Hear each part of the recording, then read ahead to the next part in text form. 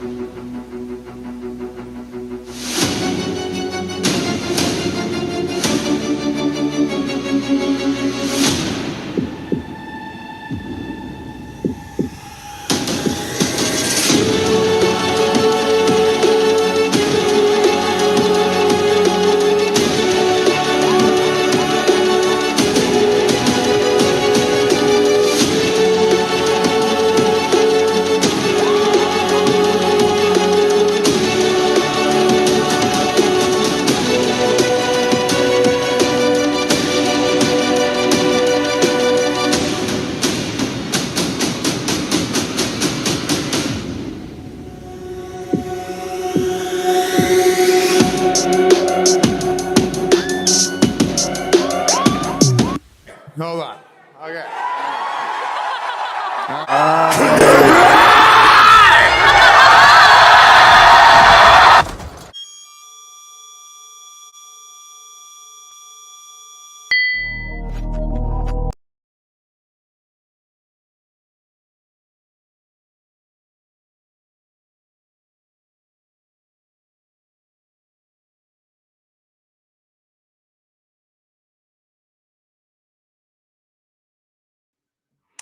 Hey everyone, Jedimike7 here, and I'm back with another video. And I'm here today with my co-host Jay King, who was in the dock.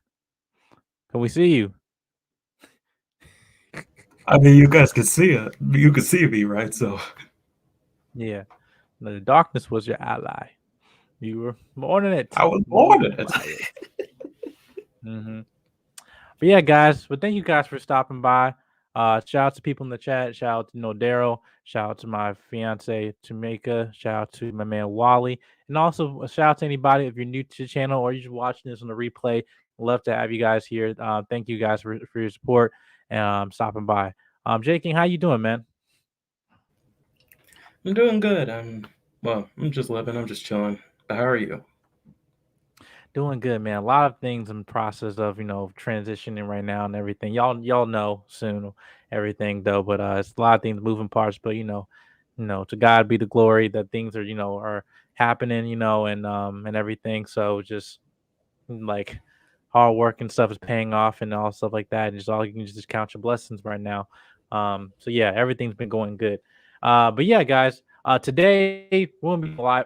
This live a lot of topics we'll be covering. Not that many, obviously, this week because we have Super Bowl Sunday that can be coming actually tomorrow, which there can be a lot of interesting uh uh spots to be coming, not just commercials, but also trailers and information like that. So we might be doing a stream the coming days. Probably not next weekend, but probably just because of everything that's been reported, we're probably gonna cover that soon, and so way we can just get that immediately out to you guys. But as of today, what we're gonna be covering, we're gonna basically recapping of the recent episodes of Last of Us. We've got a few topics of the Flash. The Flash has revealed the poster, and then we get into the main topic of today, which is black characters in comics. So this is going to be us basically just breaking down, on honor Black History Month and everything. We're going to be talking about these characters, their importance and stuff like that, and now where have they transitioned from their reception of them being originally created to where they are now, media or the lack thereof characters. Now, you know, also the controversy of some of them in terms of their public perception. And some of you guys probably don't know who these characters are. We're here to inform you and let y'all know. All right, before we get into start some topics of the day, make sure you guys hit the subscribe button, comment, like, and share. Let us know your thoughts on the topics we cover today in this live stream, and also make sure you hit notification bell and be up to date on upcoming uploads and streams that'll be coming up on this channel very, very soon. Yeah, we are again 2023. We're going lock and loaded. We're going full throttle. But yeah, Jay King, we just got a first looker of the Flash. I'm about to put the picture up here, but what was your thoughts on the first official poster, and also confirm that we're probably gonna get a first look tomorrow um, during the Super Bowl after the long-awaited sequel? Not sequel. The beginning of the end, I should say. The Oh beginning of the yeah, end. yeah. Yeah. Well, I mean, I will say I do like the poster. I do like how, like, it's basically the back of the suit that we got a small teaser of during the DC fandom first look of of the movie, and also him in the setting of the old Michael Keaton Batman's Batcave.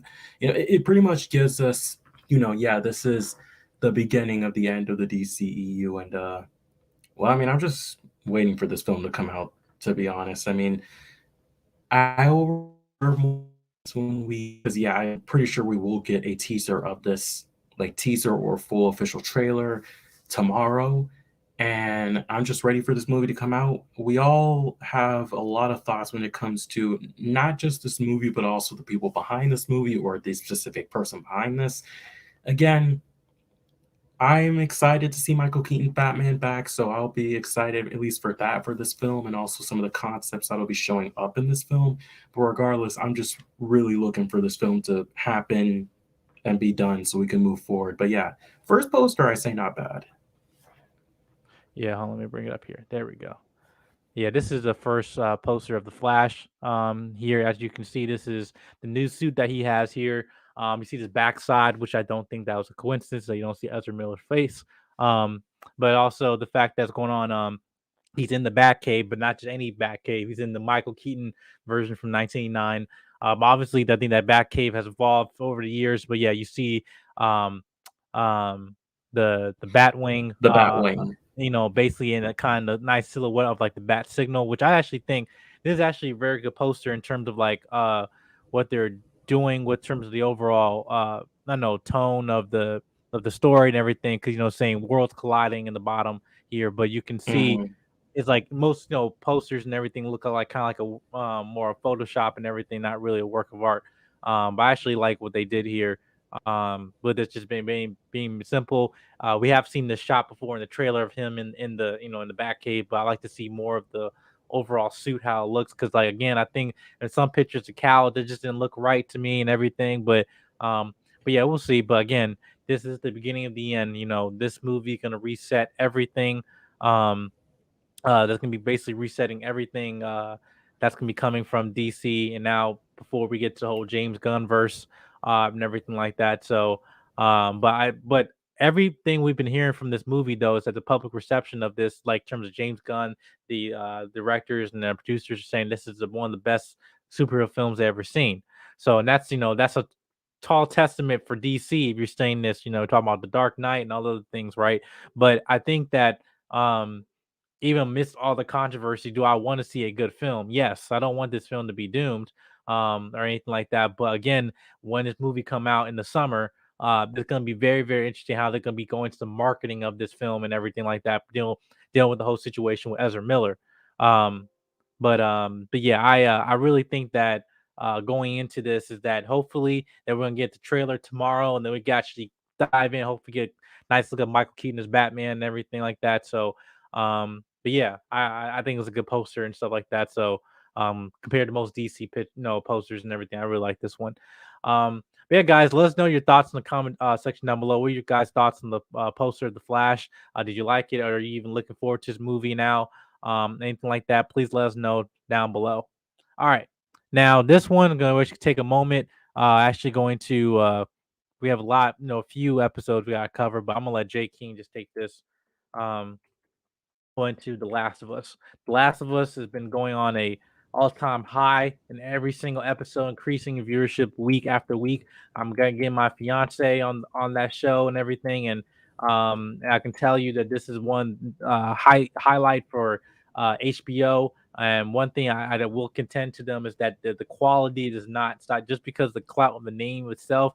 That's just not it. The quality is basically, they're putting their money behind it, and it shows. You can tell the writing, the performances of these actors and everything has been increasing. But I'm gonna let Jay King just take all this. All right. Oh wow, okay. So yeah, last time we only talked about the first two episodes, and since then we've had three episodes. The fourth, with the fifth one coming out yesterday because they didn't want the episode to coincide with the Super Bowl, so we got the episode early this week. We had episode so going in order. We had episode Yeah. three, which introduced us to uh, Bill and Frank. Which again, that okay, episode three and episode five, I'll just say are tied for like some of my best so far because of just how much goes into both of those episodes. But talking about three first, for anybody who has played the game, you know that they changed up a bit about what goes on with Bill and Frank, not their personalities, but more so how their story goes. In the game, Joel and Ellie meet Bill, but Frank is already dead by the point that we meet him. But in this story, we actually get to see, the development of Bill and Frank, how Joel met him, and their untimely, both of their untimely demises.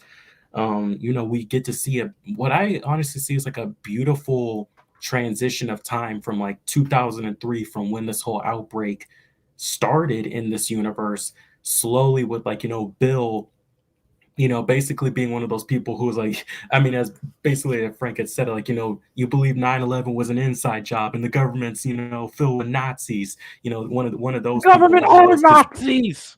conspiracies, one of those conspiracy guys. But again, when it comes to people who survive the world going to hell, he's one of those people. And look, I've only seen this dude before from what was it, Parks and Rec, I think it was, but man, he killed it when it came to the role of Bill. He is, yeah, that was Bill. That was definitely Bill. And then seeing him surviving it and then introducing Frank, because again, when we meet Bill, Frank's already dead. We didn't really get to know too much about Frank. Now we do, and we get to see the relationship between the two characters.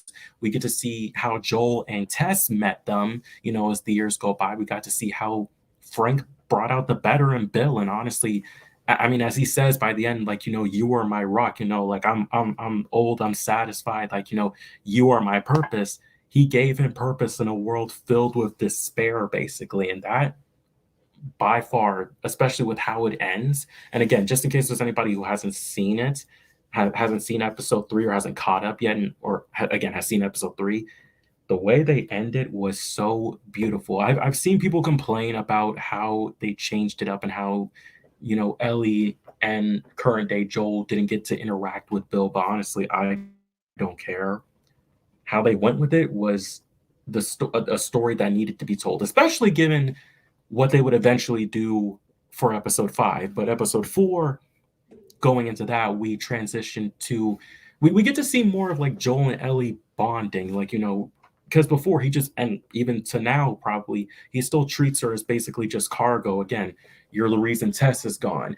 I just lost my probably my only friends in like Bill and Frank. You are just cargo to me. I'm not trying to have any more feelings because I don't know if you're going to be dead the next like couple days or next couple minutes.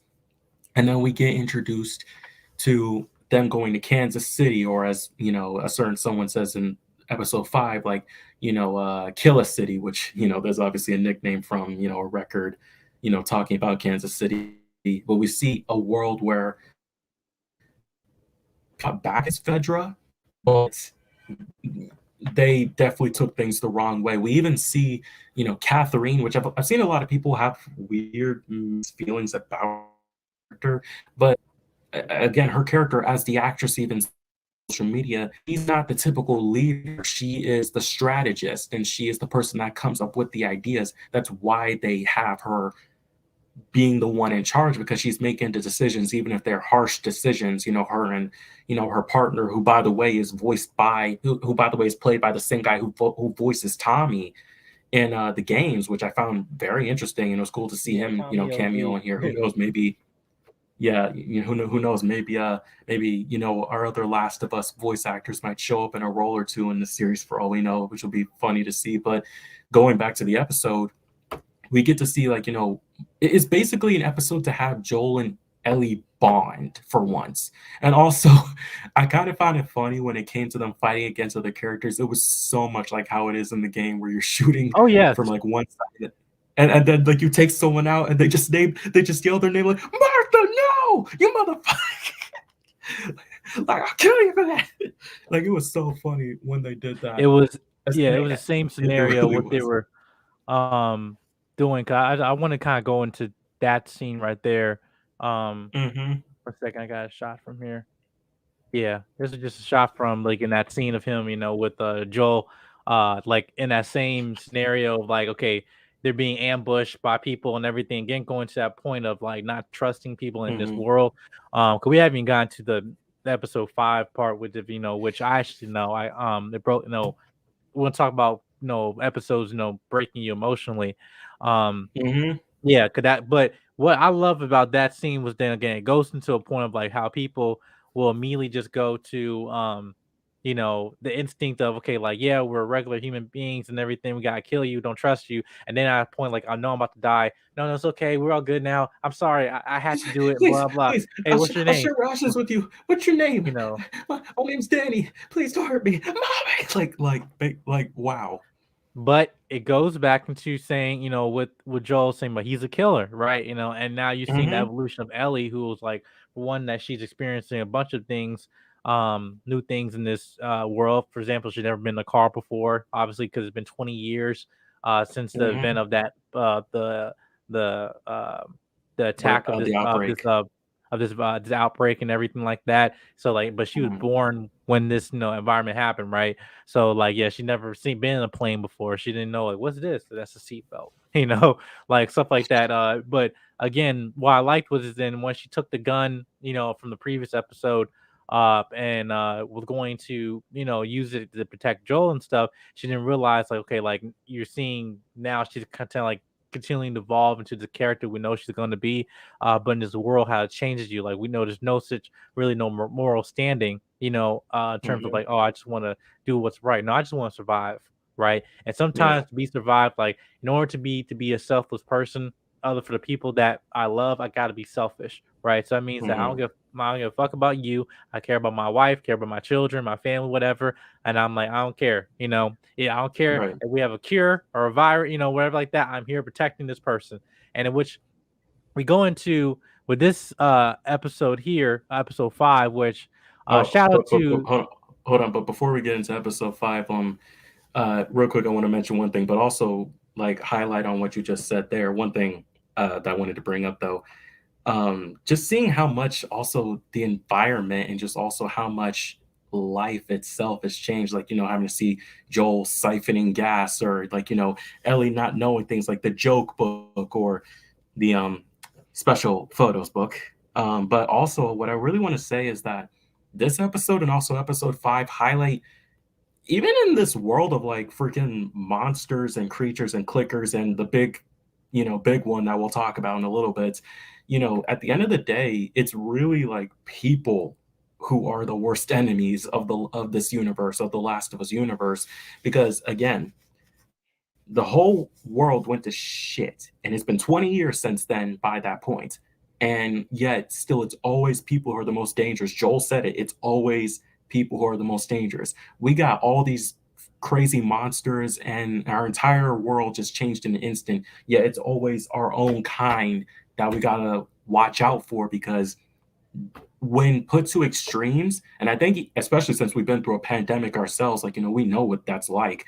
To put to extremes, that'll really show what type of people somebody will be in a crisis. And really, Kansas City is like humanity at its worst. It's like 2 or so years ago at the Capitol, if it just kept going, basically, in my opinion. That's really what it was. Mhm.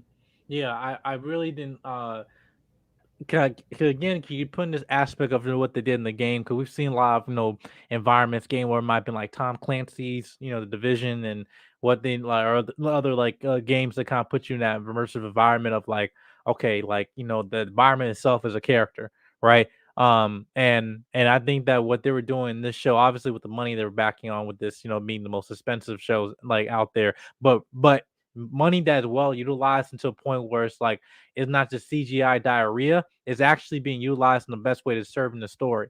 Like even when you go into just scenes of like them from hiding and everything like that, I really like what they kind of put into you've seen the evolution of like, okay, not even Easter eggs if you have seen play the game before, but just knowing just like, hey, you know, how people are using these existing environments, as underground tunnels and everything like that.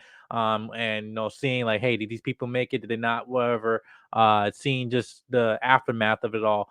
I really like what they did here in terms again, just in terms of the set design. As more we keep seeing each episode per episode, but and this will be going to another conversation just before we get into episode 5. There, what I forgot was Bill and was it the characters from episode 3? Bill and Frank. Bill and Frank. Yeah. Mhm. Which starting off with that is that uh that episode as a narrative, right? How okay, yes, we're going to a destination, but let's just cut away and do something actually that changed what events that actually happened in the game. Because Mhm. like you're supposed to interact with Bill and with Joel and Ellie and everything. But in this game, they were and in this show, oh, he was already gone when he got to the house, right? And it Yeah. wasn't supposed to be the same thing of Joel. If you played the game before, Joel being captured or under upside down, and you also you see them being saved by Bill and everything. No, no, no, no, no. Mhm. This Nope. was a story of a person who obviously was in the same situation that Joel was in terms of like, I don't give a crap about this world and everything, and to the point of the whole zombie apocalypse being prepared stereotype. But he was ready, right? But then what this Mhm. did is that they flipped it on its axis and make it not only say in terms of a love story, which obviously with people in the controversy of just of the of this being a same sex couple, whatever, that's no here or there. But for me, when I was watching this, it's just like, okay, one thing that kind of just moved me that we're all in this predicament, right? Where Right. um if you're in this predicament now, like, listen, you say screw the world, say the world's not worth saving. Well, actually, yes, it is, because I have to save this one person. That one person, right? I'm in a position, Mhm. like before I even have children, right? I have to protect someone with my life, right? That is something that now the fact I don't live for myself anymore, right? When you have family members or you're in a protective figure in any type of way, or when you have type of love for somebody, you are put in situations where your principles are compromised because you can't think about yourself anymore. And to a point where you thought you had this foundation of who you are, all of a sudden there's one person coming to your life and then completely flips on his axis. That's what he did with this with Bill. And even then, I thought for one, going back to set design, the whole fort he made around his house and everything, he was prepared. Mhm. He hid under the basement or his little den in the house before the people of the government was taking people to Right. execute him and stuff like that. He was ready. He was able to use that city for rations and everything to extend his life. And all of a sudden, and he had booby traps, everything, right? Even after all that, right? They all of a sudden one person come along saying, "Listen, I have eaten a day. Can I please take a shower, whatever?" And then all of a sudden you start off with this scene with the piano, right? I'm sorry, but I just want to say, all right, let's say I do that. Then every Jack Boo who comes by here is going to be looking for a free lunch. And this is not an Right, Arby's. Arby's didn't right. have free lunch. Right, exactly. And I thought what they were doing here again, going back to the level of trust, like even like if I help you, then you're gonna bring back and everybody else like, no, I just really just want to I just want to something to eat or just have a shower or whatever. And he did, and then now we have the invitation, okay, all right, take your shit and go, whatever. Then suddenly realizing that it is lonely being out there, right? You know, for once, you just being there by yourself and all stuff like that. Yeah, you can make a good meal and everything, but I think what this episode again just talks about was really just with life in general. Like think about this, for example, if you were just on your own with your wife, whatever your partner, and you are in a secluded environment for the longest time, right? And then to a point like you can live on a little bit longer, but you realize, no, my life is complete. I'm satisfied, right? Or someone you're caring for, they are they're passing away, they're falling to illness, whatever, and they're in their final days. And what because you love them, they're telling you, no, no, I want this day to be exactly what I want, and you're gonna have to give this to me because you love me. All right. And then I was at that scene they have with them in the dinner table, with him just after asking him, hey, look, I want you to crush these pills and put in here and then take me to bed and so we can go to sleep. And then my day will be done. Not knowing that he also put pills in that drink as well. So you know what? I thought this world was effed up and it is, but now it's like you show me another side and I'm satisfied. So and I don't want to be in the world now without you now. So it's like, hey, let's go out together.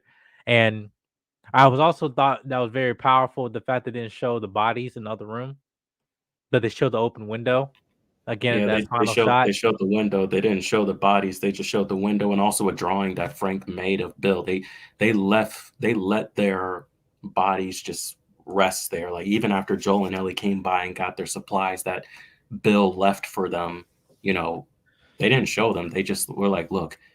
And honestly, the open window was kind of a symbolism of them seeing Joel that they're like, goodbye, friend. This is it. Thank you for being our friend.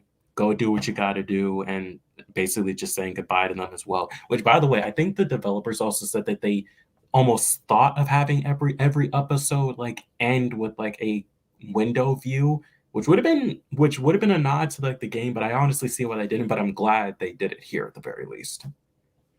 Right. Yeah, because that's the loading screen, right? And I thought Loading what screen, they yeah.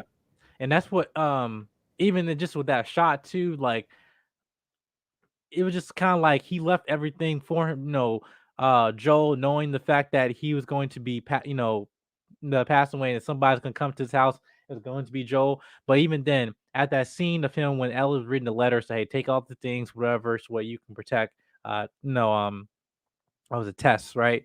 Um, Uh-huh. That and not even and knowing it, she would be gone. and not knowing that she was gone as well. And what you see in each episode, which we'll get into, because I saw the rest of the season, but Mhm. like bodies or I say characters, like emotional weights being stacked. Okay, you have the first episode. I forgot the girl's name. His daughter. Sarah?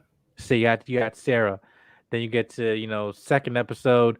You get into Tess. Then third Mhm. episode you get into Bill and I forget Frank.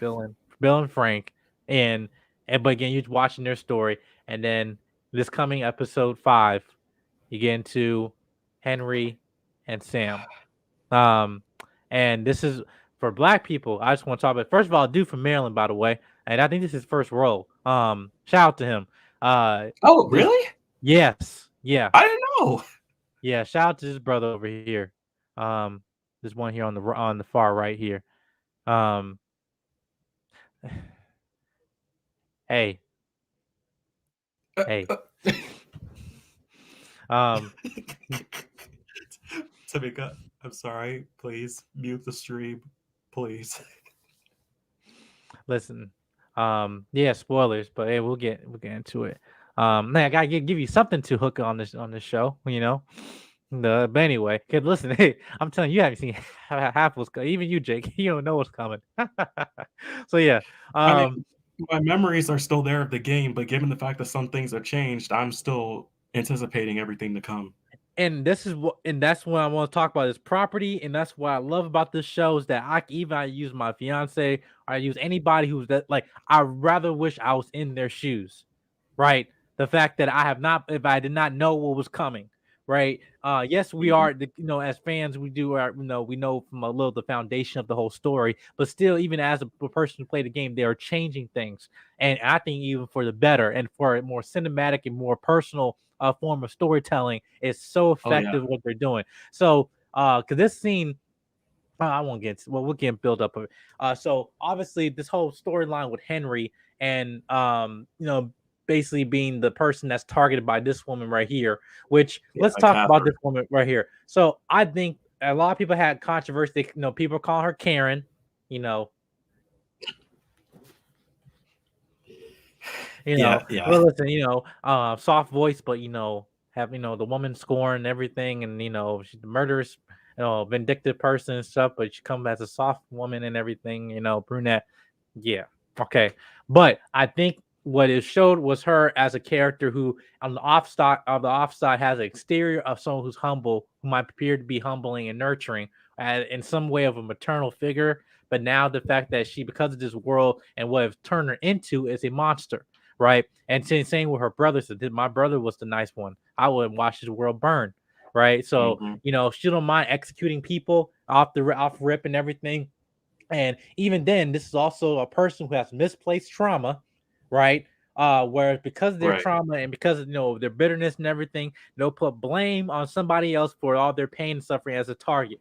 Just in our own world, right? We have seen in situations where, let's say, we have somebody that we lost, right? And we have family members in situations, right? How do we grieve and how do we, mourn them or anything like that, right? Different stages of grief and denial, whatever, stuff like that. But let's say, for example, like if someone passed away in your family, and then one person, you're like, this is your fault. You weren't at the doctor office. You were not at the funeral. Blah blah blah. I'm like, but this death had nothing to do with me. You're not in it. I had nothing to do with this. And it's like, but yeah, you're the target. I'm making it, and because of this death, because of this form of trauma, I am now evolved into a different person.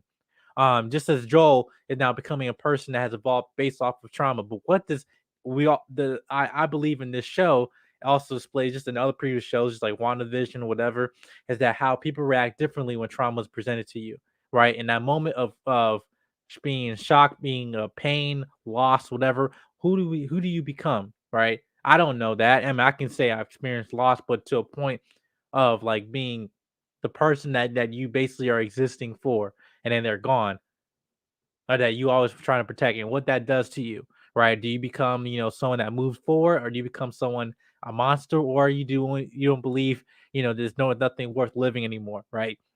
I'm gonna get into that. And because of that, I don't want to, because my fiance is watching. I won't say what happened in this episode.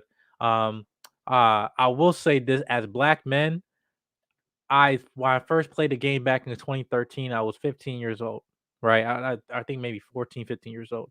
I'm now a grown man now. I'll be married, probably starting a family of my own eventually soon. And now I'm in a different position where I've experienced a lot of things in life since that first game. I never thought I watching that game, like what happened, the way it played out. It was different for me watching this now because one, I think the Henry in this game and then in the game turned to Henry in the show is he's a lot younger, right? He's probably close around like around my age, right? And I think that's Mhm. kind of more making more relatable too, right? Um, Yeah. and whether we call it going to mental health or whatever, I felt that this uh the decisions that were made in this episode, right, is that not knowing where you're in shock, where it might be anxiety or depression or whatever, just something like that. Your mind is racing. You don't have a lot of thoughts in your head. You don't know what to do, and I've been in that situation before, right, with my own mental health journey. And I just thought that this man right here, he did a phenomenal performance on the far right, and also his playing younger brother, Sam, who's also deaf, and the character being deaf and everything. The way that they have a lot of parallels with Joe and Ellie, which I thought that was very interesting. The fact that they're both in protective or father roles, right? And the Right. fact that in that conversation, I think in the previous episode for this one, the fact that he had a conversation with Joe saying, "Listen, like." Yeah, that's your daughter, right? And he made assumption that was his daughter, but like that, no, that Mhm. triggered him, Yeah. right? That triggered him because of what happened with Sarah in episode one. But um but saying that I'm only here to protect him. I'll be selfish if I have to, but I'm only protecting Sam. And you got and which I believe, knowing what we know, that is also a catalyst or might have been a seed that was planted for decisions or stuff that he can be making in upcoming episodes, right? Oh yeah. For Joel. And the fact that for you to be selfless for someone you love, you're making a selfish decision, right? And it's Right. almost it's kind of counterintuitive, right? But I hope I'm explaining it right. Is that Yeah, yeah, you are. I am You a are. selfish person to everyone in this world, but I'm selfless for this person who I'm protecting, right? Mhm. And what they did in this, it was just heart wrenching what they were doing because in some situations you don't know, okay, would I have reacted in that same way if I lost somebody I love, right? I don't know, and you can't really answer that question. You really can't. um but because whether you might have been move on, or being angry or whatever, or being shocked, whatever that might be, there's casualties. And I think that what also that the lady in the what's her name, Karen, I keep saying Karen, Catherine. Catherine, um, was saying the fact that some people are just heartless in this world now. Like, yeah, children die all the time, whatever. Even in the irony of her demise, which I thought that was Yeah, that was funny. Okay. you know, I wanna touch on that as well, when it comes to this, because you were saying, like, a lot of parallels for, what's to come, whether some things stick to how they do from the game or not. But also, I like to say that there are a lot of parallels, especially when it came to a specific conversation, like, one of the last conversations between Ellie and Sam, like hmm when they brought up, like, one of my worst fears, like my only fear is like, being alone. I see that as also, and also when you're talking about, like, doing something for someone you love, not only does that parallel things to come for the show, there's also parallels things from the second game that, again, if that's what season two is, are especially to come for that one, given decisions with Ellie and how things go there. But I'd also want to say, when it came to this version of Henry and Sam, because I knew that the Sam in in this series compared to the game was death. If you didn't know, in the game he wasn't, you actually could talk to him. Um, but I have to say I like this a lot more, not only because we got to see it from their perspective before they met up with Joel and Ellie, but also decisions that they made and how they responded to some things. Again, without spoiling, too much, I will say, like, Henry's line in the show of, like, what did I do? I feel like that's a lot better than in the game where like, is yelling at Joel, "What did you make me do?" or "What did right, you just do?" or something like that. right, I felt like that was right, a much better line than what was in the game. right. Especially That was again, a lot better of a response. hmm right. And I thought the fact that they made it again, I keep going relate to this is just something for me to relate to. I think, and I don't think I'm speaking just for myself here. Is that in the mental health aspect, you think like, okay, this is my decision, but I react in a way like, what was I supposed to do? Like, and what did I Mhm. do? What have I done? And giving a permanent solution to a temporary problem. As much as I might say, yes, might have been a dramatic thing that happened, but just again, in situations where being shocked, depressed, whatever that might be in this world, or being the product of your environment, or instead of being the product of your choices, as well can be, two things can be right at the same time. That both could be part of playing the world, the circumstances that he's in, but also again he made a decision, right? Uh, and then after that action's being made, dealing with the reality of like, what have I just done? Right. And I thought that to me, that just kind of just broke me what they did. It was just fascinating. Absolutely fascinating what they've done. And again, this is just a catalyst, just keep building up, building up. I have not seen the show in a long time that's been building up not only in viewership every episode, but quality every single since Watchmen for me. For me. True, true. For me personally, they just been building up just terms of the quality and the consistency of storytelling. That's why I'm like, I bring people haven't played a game, but really like my fiance or something. Like, they are in for an emotional wrecking show.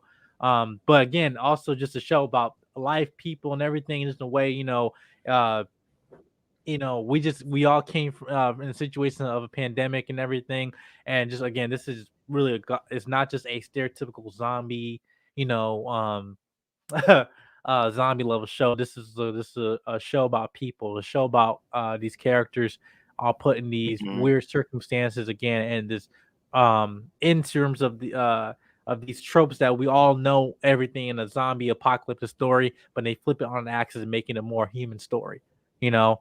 Mhm. And I think regardless of the supernatural of it, is the story about these, you just being human and what it does to you being as you evolve in a many different circumstances and making choices that you realize you never thought you had to make, right? Yeah. And that's what I appreciate with the show, the writers of this show and everything. They've just been kicking out the park. But I'm telling you, in these next few episodes, what I've seen, 'cause I just did a review on Team JVS earlier. Make sure you guys go Mhm. subscribe to your channel. I did a review recap of this episode with them, and Ronan now we're both talking about this. Is like we saw this show incomplete with visual effects, right? And and I'll get out and get to this before we get to the main topic and stuff. But um, what they did with the bloaters in this Oh episode, Jesus Christ! Like that whole scene in general was just crazy. Like I swear that you could just time that with the run, like that meme. That whole infected scene in this episode was insane. It was legitimately scary. it literally was biblical in a Right? way, like in terms of them coming from the ground and everything. Because listen, now we've just seen the bloaters and like these types in in the games before, but I'm just saying, never actually thought they can pull this off though. But again, that this scene them coming in the background, the fire and everything, yeah, we saw in the Jesus. trailer, but the trailer doesn't do it justice. I'm telling you, when you see Right. it, like you seen these people come, the concrete is cracking. Like, what's going on here? And in a way that the scene actually, became in their favor. In terms of like in the end of them trying to escape, the crew and everything. But Yeah, again, it did just poetic like justice there.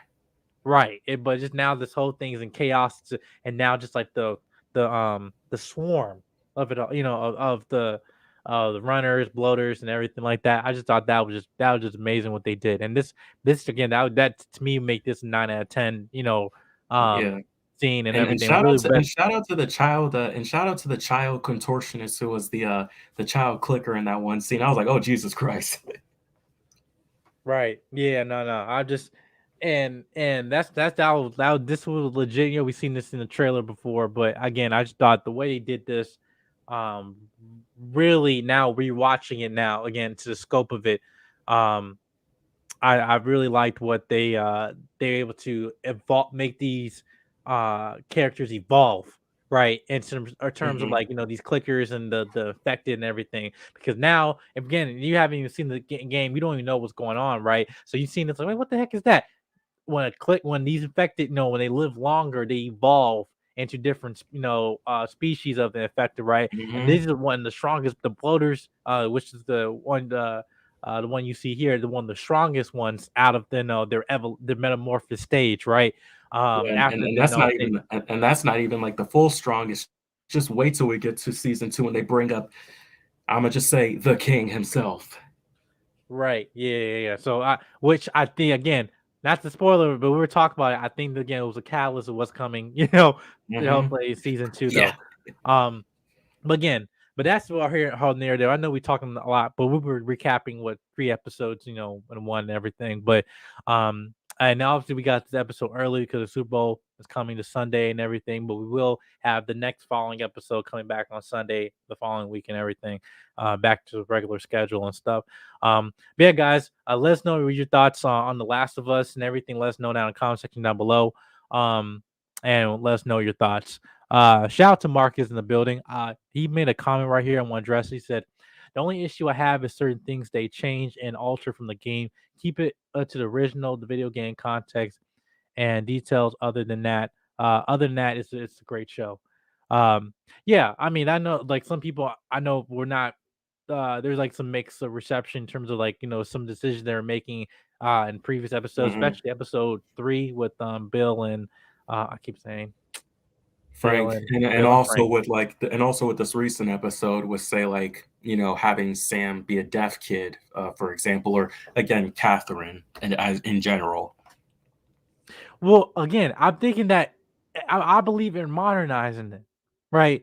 Because not like like for example, Right. Bill and Frank weren't these characters in the game. It's that they just never Explored it. explored it, right? They never explored it, and then I think that was the whole point of why I felt that just the one step further, because it's not, regardless of what how you feel about this whole thing. Where I'm not going into that. I'm just talking about as an adaptation, regardless of what your views on the subject matter is. To say, oh, this is well, no, well, whatever, like that. Like, no, take that out the window. This in itself, what they did in terms of you have an adaptation. Take a comic book, for example, right? You already have pre-existing material. One thing to copy it and make it as the template or beat by beat, but it's another that now that you're from a video games point of view or from a comic point of view, and now you have television, you have film, you're able to go further, explore deeper than what you originally have with the source material. Now, we've seen in history that's not gone in our favor as fans of the property. For a lot of stuff, for a lot of properties, and stuff. But for this instance here, it actually basically was a benefit to the overall story because they went one step further with it, and again, and able to evolve it in terms of what is the true tone and core of this show. Not just a zombie game and trying to kill and trying to get a score and all that until you can finish the main game or whatever. No, this is a story for you to watch about people being a human story in these supernatural circumstances. But I'm not disagreeing with Marcus was saying that he have a right, and like he's a lot of people do have issues with it and stuff, but and he made a part right here. That part of the issues with modernizing there too much modernization, which tarnishes or disrespects the material originally, the loyal following from the beginning. Perfect example of modern Marvel. Yeah, right. Matter of fact, I'm actually gonna drop the link later on. Well, actually, matter of fact, let me just bring it on because actually, then this is a good conversation to bring. But before we get into the main topic and everything like that, um, one second, one second, one second, right here. Because as much as like, and I don't want to be a hypocrite too, because I did talk about how like with Marvel, how I feel like in terms of like there is certain agendas that kind of like you're not really serving the story, you're just here to make a message and everything like that. And yes, for example, any type of like dealing with that subject matter that might would come across because we've been so oversaturated with people focusing on the agenda instead of the story and these characters. But when I'm watching this, I didn't. I'm be honest with you. I when I see it, I call it out and everything I do. But with this right here, I thought what they did here actually evolved the story. It actually made the batch work. And like, yeah, well, I like to see him being hanged upside down and have that storyline with him and with Bill and with Ellie and stuff like that. Yes, but then I'm like, what I've gotten as a show, I'm like, you know what, this was a great story because at narratively, you think what's gonna happen. Oh, here you're gonna meet him now, 20 years later. Now you've seen how this person got to where they are now. Like, no, this person's dead now. Oh, he just went to the house and now you're just watching them just pick up their things from what they left off from the house and it drove off. That by just textbook alone, you think, okay, that's a quick story. But no, they're like, let's give opportunity to show the story about these two people and in a situation that got them into that point where before Ellie and Joel arrived at that house, right? They had opportunity. They didn't have to. Did they have to do it? No. But the fact that because of this series, they gave them the opportunity to explore that for these characters, everything. I thought that was that was amazing. That just to me, I don't know what Jay King, if you agree or disagree or not, but Well, I mean, I definitely agree when saying like, yeah, I would have liked to have seen some things happen that ultimately didn't happen within the show, but if there is a good reason, like if there is a good alternative to what we got, like yes, I would have liked to have seen the interaction, but instead what I got was a beautiful story that was told within an hour and so, like a couple minutes, about these two characters surviving basically the world going to absolute hell. So it's like I don't mind these type of things at all. Like I've never really minded them as long as they either A, tell a good story, or B, stay true to the source of that story. You can talk about that a lot of times when it comes to recent comic book movies of a lot of people being like, oh, this is just not, it. And in some cases, yeah, you can definitely say like, oh, okay, maybe that decision shouldn't have been made. But in some cases, I will say in some cases for again certain things, it feels like, oh, complaining to complain, like how some people are complaining to complain about, you know, certain decisions that were made within the show. I am enjoying the decisions that they are making within this show. Are they exactly one to one with the original game? Not all the time. Yes, they have lines that are directly from the game. Yes, they have moments that are directly from the game. And yes, they have stories that are directly from the game. But there could be one or two changes that they make there that can make it its own thing, but yet still somehow end up in the same place that the first game ends up in. And as long as we make it to that end goal, as long as we make it to that end direction, and you're still telling a good story, and there is a purpose for these different changes within any of these mediums for any of these shows or movies, I will not complain whatsoever. All I want to see is a good story with great characters told in a reasonable manner.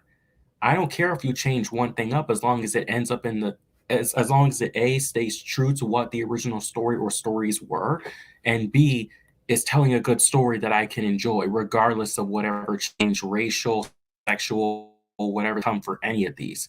So any of the decisions that they made for Rank and for uh man, I'm forgetting names now.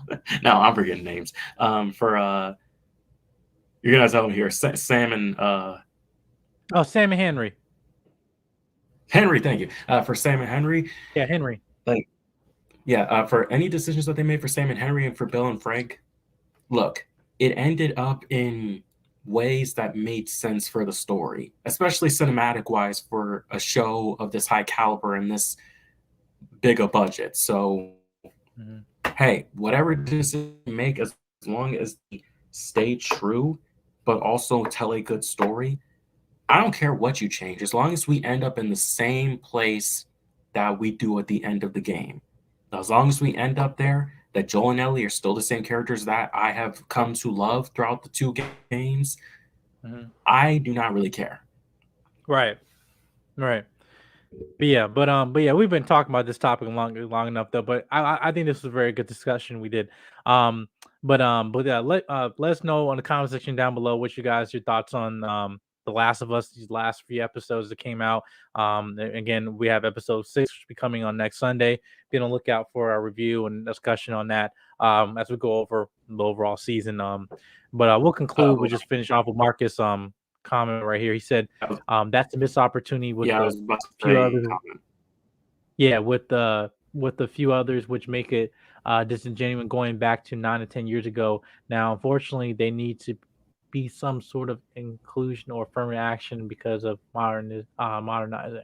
Yeah. See, now that's the thing. I'm not disagreeing with you saying that there is obviously with the Hollywood of it all an opportunity for them to give this type of inclusion as a story. But again, I've had pushback like that is the property itself.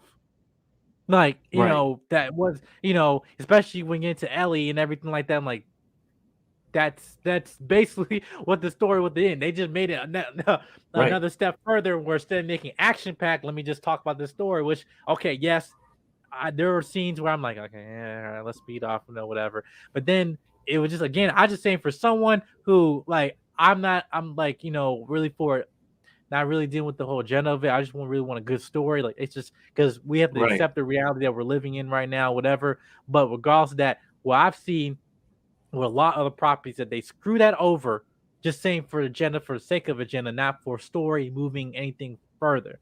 And I thought what they did was add just another emotional weight of the show, what they're trying to intend the viewer to feel, not just like saying, yes, we want inclusion and yeah, blah, blah, blah, blah.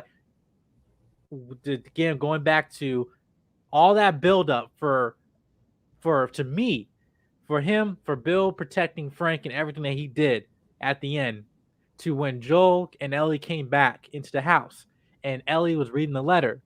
Hey, make sure you protect hear all these things so you can protect Tess, but she's already gone. That's, to me, that entire scene for me was the whole story, that build up was for that when he stepped out of the house and he actually now had a process of grieving. I thought for me personally, that's what I felt as a viewer they were trying to attend, of having that build up pay off with that scene of Ellie reading that letter. That is why I'm saying I thought that was worth it. Right. Because again, it's just like, okay, it was no point just watching the story where we actually went through. No.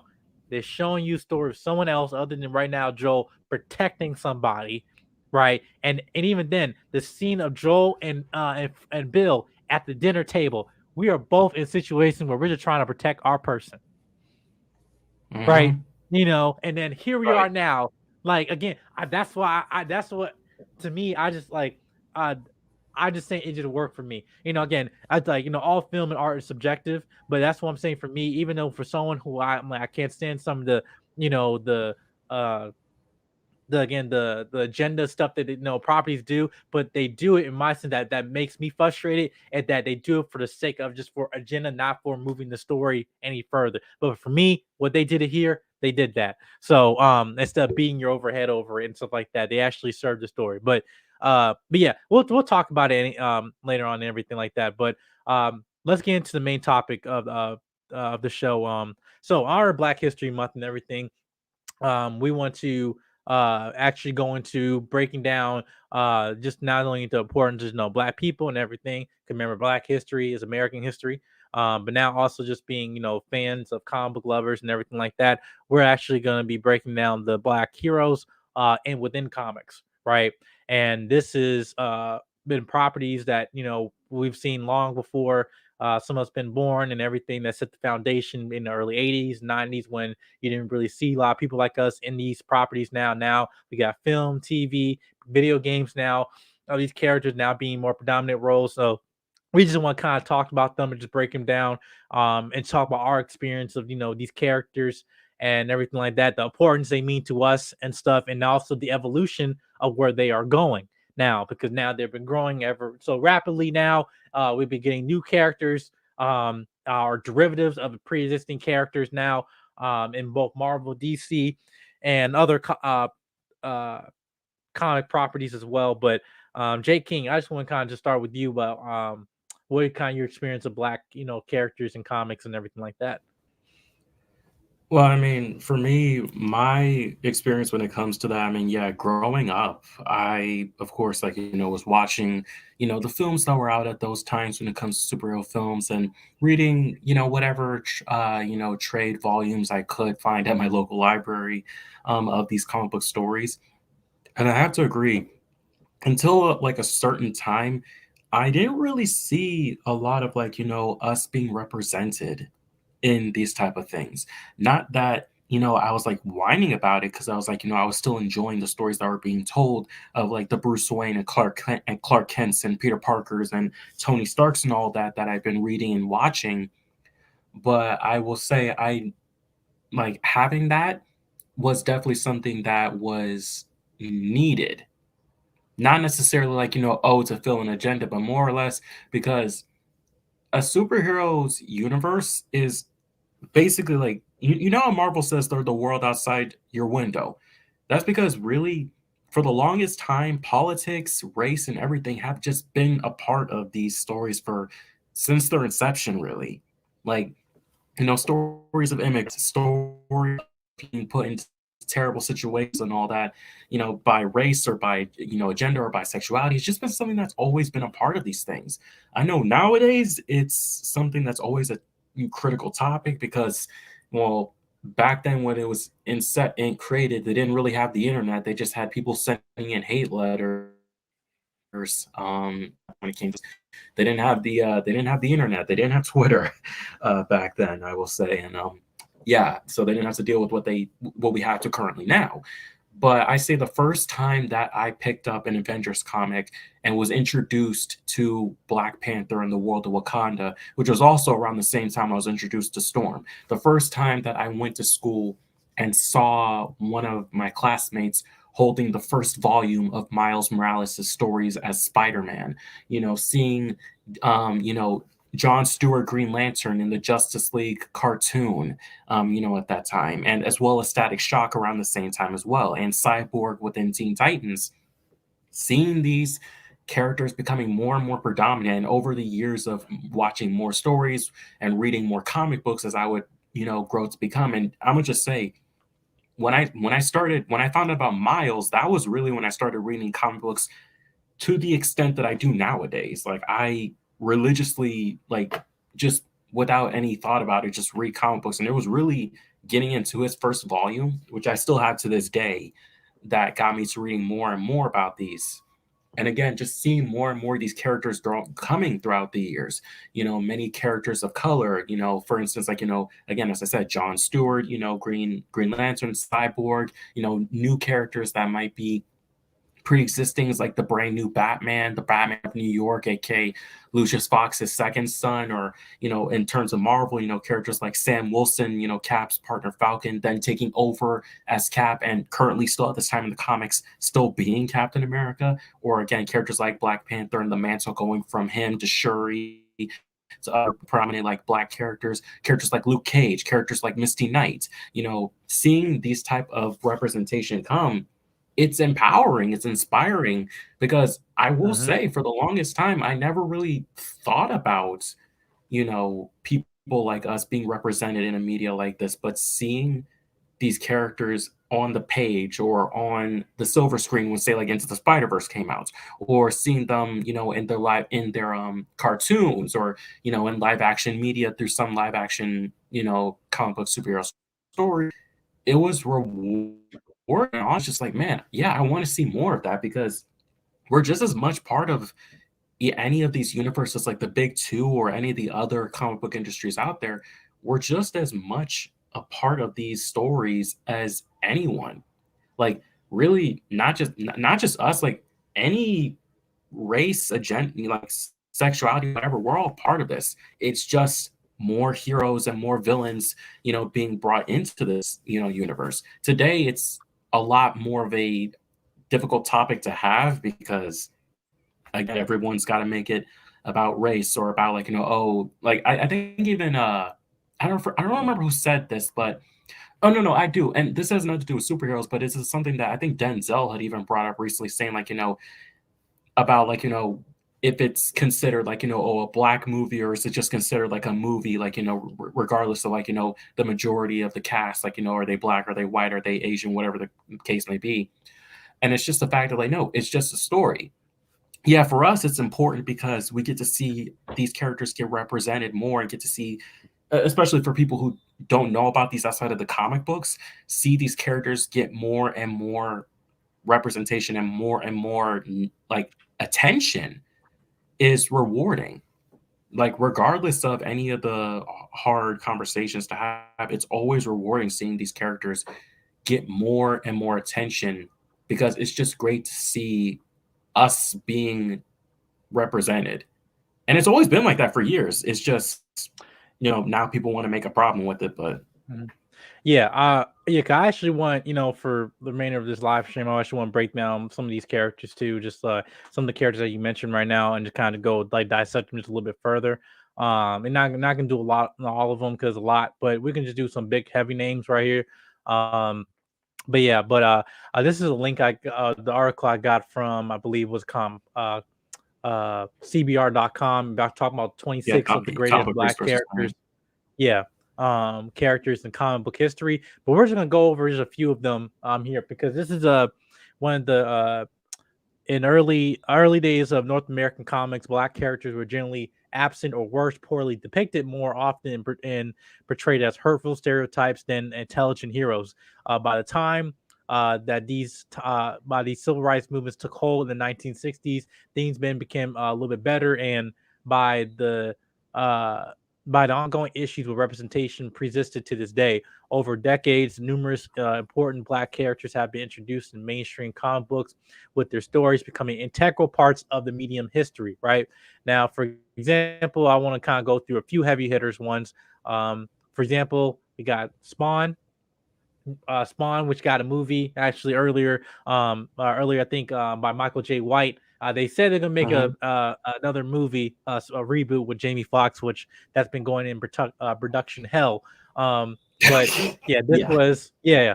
But this basically, no, this character here. Let me actually put my full screen up here. Better, right? Yeah. So this is Spawn right here, right? So Spawn, if anybody knows, in comic book lore, that's one of the original, more popular Black heroes out here. He's a part in a horror icon, part superhero. the introduction and massive popularity of Spawn helped change the comic book industries as McFarlane first and the most impactful image comic creation, once known as Al Simmons. The horrible, deformed Spawn was damned to walk on the face of the earth forever, apart from humanity. He protected. A former mercenary, Simmons had to pay for his past misdeeds by fighting for the innocent who lived in the world of light, as he could never be a part of. So yeah, he's a horror icon, but he's also like, yeah, he's dealing with his past deeds and everything. The movie kind of go and exploring that, but the movies I'm going to tell you is really crap. And Yeah. you can go basically just go look in a comic book store and go in Image Comics and everything. They'll explain that to you.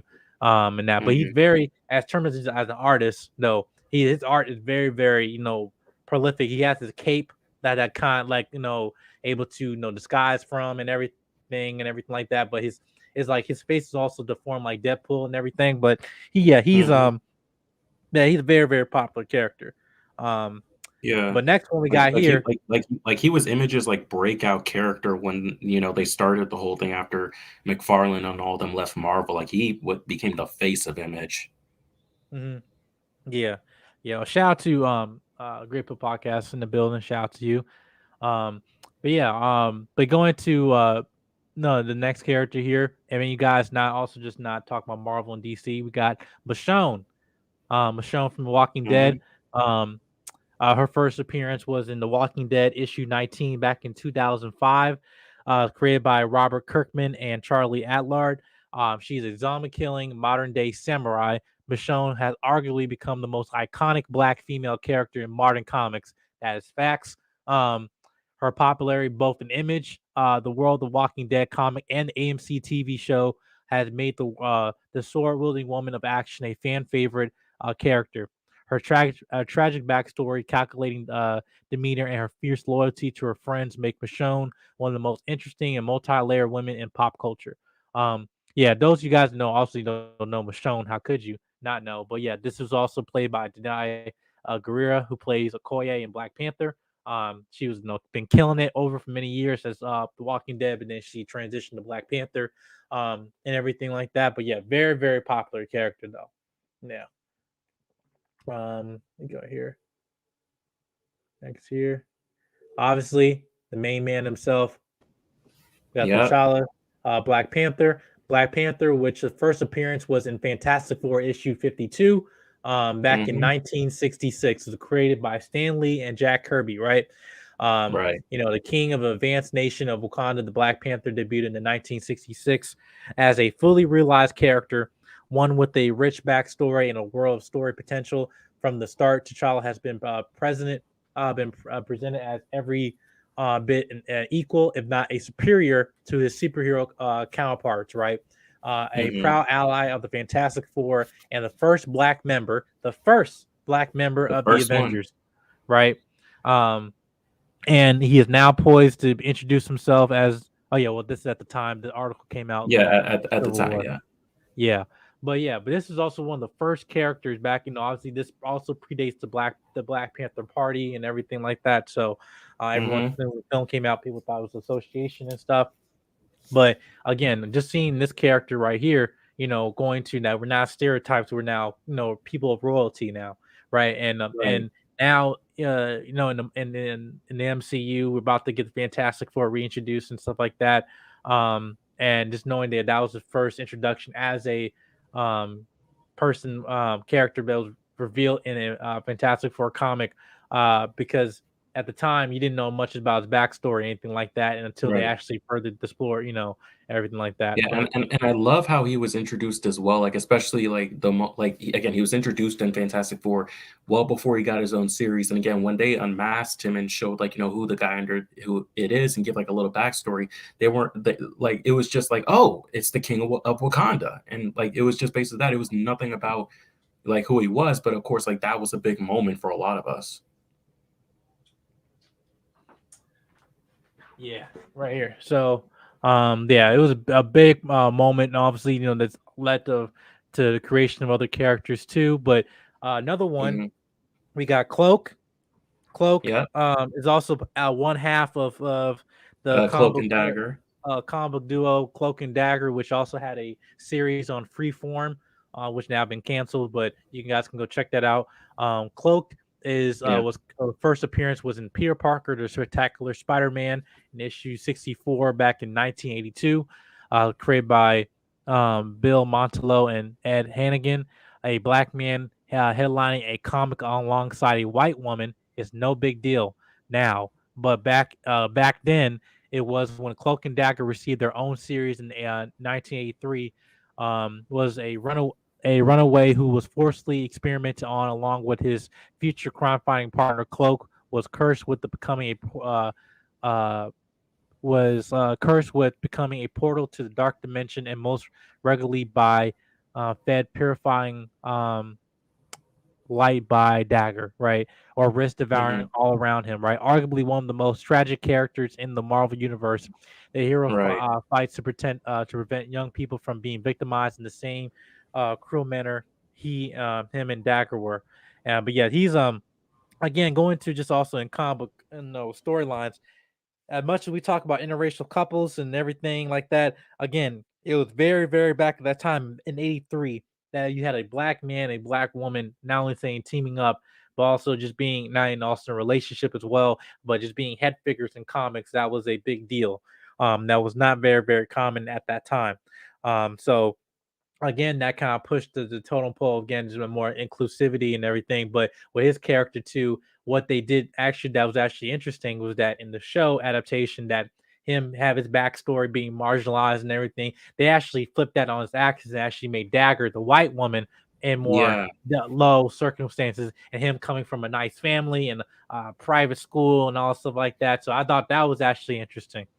Yeah, they like switched it for like the first season, where it's like again, like he was living nice and then she wasn't doing so well. And then in the second season, honestly, that's where they flipped it to how it originally was, with him like being on the run and her having a better life by the end of the first season. Like they had it differently and then they switched it back to how it was. But yeah, again, at the time, seeing a black man and a white woman heading a Marvel comic book line was like at that time when they were first introduced was something that had not really been done. Nowadays, we wouldn't really blink an eye about it, but back then it was definitely a big deal. And again, when it comes to these type of characters, Cloak and Dagger well, Cloak, in this sense, is definitely one of those characters that I remember the most because I just always have loved the duo. So, Right, right. Uh, and we'll hear the next one here. No, this one's a big one right here. We have uh-huh. Captain America was Isaiah Isaiah Bradley. Bradley. Yeah, so those of you guys don't know, from Falcon and the Winter Soldier, the Disney Plus series, from Marvel, he was the first. He was the first Black Captain America before Sam Wilson was ever, Hmm. Captain America. Everything. Um, this was the first appearance in the comic book storyline Truth, Red, White, and Black, back in 2003. And this is actually a big one right here. That Isaiah Bradley was a Tuskegee Airman, was the very first person to be given the super soldier serum, that would eventually turn to Steve Rogers, in Captain America. In fact, Bradley was the first hero to be called Captain America, as revealed in Truth, Red, White, and Black.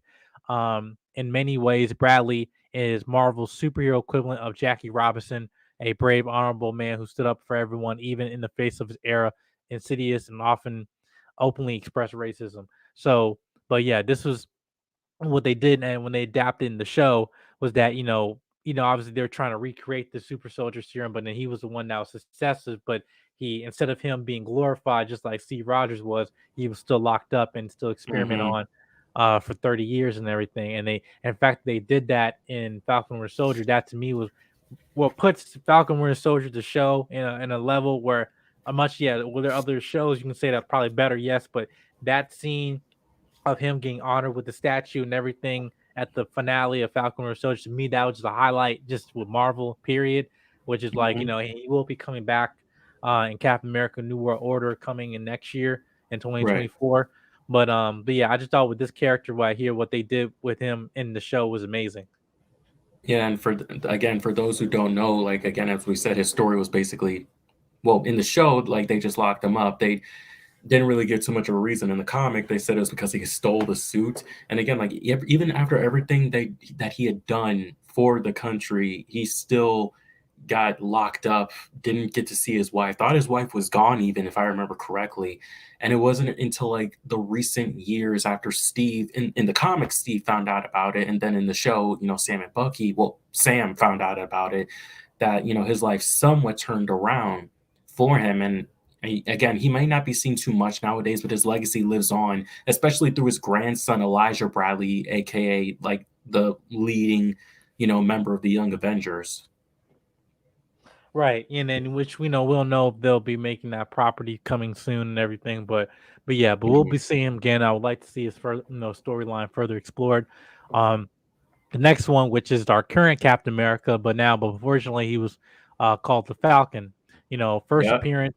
The first appearance was hold on a second, right here. Captain America 117 in 1969, but in the MCU it was in Captain America Winter Soldier. Yep, he's created by Stan Lee and Glenn Gene Collin. The Mhm. Falcon was the second man to become the partner of um, Steve Rogers, ushering in a new era of racial awareness in the mainstream comics when he debuted in the late '60s. Right, throughout the decades, he stood on his own as a member of the Avengers, equally comfortable tackling cosmic threats as he was street level crime. But Sam Wilson is now proudly wears the mantle of Captain America in the comics, even while he continues to soar as the fan favorite Falcon in Marvel Studios in the Yeah, movies now. But again, now he's Captain America. like written at the time, because like currently in the MCU, he is Captain America at this moment in time, and even in the comics, like again, he was Captain. He gave that up for a bit and went back to Falcon, but now him and Steve are co-sharing Captain America right now. So like currently in both comics and in the MCU now, he is Captain America. Yeah, one second. Am my mic good? Yeah, yeah, we still hear you. Okay, cool. I'm not wonky or anything. All right. Um, but yeah, we'll go a few more. Was the next one a big one here? We got Power Man, which is Luke Cage. Luke Cage, who also had 2 seasons on Netflix. Uh, he's known as the first and still the greatest black superhero of all. Um, Mhm. yeah, this was back in um the first appearance with 1972. Yeah, 1972, Luke Cage, Hero for Hire, it's created by Archie Goodwin and John Romita Sr. Um, though he only recently became an A-list character, Luke Cage has been a formidable part of the Marvel Universe since his debut. Originally, he was conceived as um, what from Marvel to cash in on a black exploitation craze of the early '70s, but he transcends to his origin and built a solid fan base following both his own solo series and his legendary buddy with the Iron Fist, and the character recently made his long-awaited live-action debut in Netflix, supporting Jessica Jones in the comics, which is his wife, another a Mhm. white woman, um, Yeah, and yeah. yeah, right. Again, going to the whole aspect of interracial relationships and everything like that. But yeah, but this show has been canceled though. But hopefully, he can probably come back in the earlier iterations and everything. Yeah, Um, hopefully. yeah. Um, but what was it? But yeah, but that's what I'm saying. When he was first introducing everything, it was a ploy to just to bring more black readers and everything. But again, Mhm. it wasn't until like later when he started building a fan base, which then he also worked being in a comic book duo with Iron Fist, a white man as well, Mhm. as well them, having unity and fighting crime and everything. But again, he was more of a street level hero, bulletproof Right, and and he everything always like has that. been. Yeah, Right, so always has been a street level hero, always will be, again with his buddiness with Iron Fist, with his, relationship with his wife Jessica Jones, with his, relationship with his other members in the Avengers and in the Defenders, and even currently right now, even, comic wise being mayor of New York. Like the man has gone through a lot, but always stays committed to that street level heroics. yeah, yeah. Um, let's see, we go. Yeah, we got about just 5. That's about a few more, and then that's it. Um, yeah. Shout out to folks in the chat though. I want to take a moment. Shout out to American Negro. Love that name. Shout out to Great Pill Podcast, Marcus in the building, Wally. Um, there along. I'll shout out to my boy Tommy, just showed up in the building, man. Shout out to Tommy. Thank me. I haven't seen you in a minute, man. But hope you're doing well. I hope your children are doing well too, man. But yeah, next one here. Shout out to black women, but most importantly, shout out to the dark skinned black women. We got the one of all. So we got Storm. Do you know which, what by the happens way, when a toad gets struck by lightning? The same thing that happens to everything else. right. But first of all, shout out to Mohawk Storm. I thought that's my favorite look of her. But Oh, yeah, yeah. this is first appearance. First appearance is Giant Size X-Men #1 in 1975. It's created by Lin Wan and Dave Cookman. And as a member of the Marvel X-Men, the weather-controlling Aurora Monroe has been the heart and soul of the team since she joined. She binds her team together with her heart and bravery, but is arguably the toughest woman in comics. As facts, she has the strength and her spirit to serve as the X-Men team leader, even while she was without her mutant abilities. Her every action embodied the spirit of Professor Xavier's dream. But yeah, she's literally a heavy hitter. Every time you think of a black woman superhero, it's Storm. It's Storm. Exactly. Now, It's I'll Storm. I will say this too in terms of how she's been portrayed in film and media. We had Halle Berry, portrayed her in the original X-Men movies, and then we had another younger woman played her younger version in X-Men Apocalypse and stuff. But I'll say this, and this is to Marvel. Let me get this. Yeah. Hold on. Let me actually just make sure I'm making this right.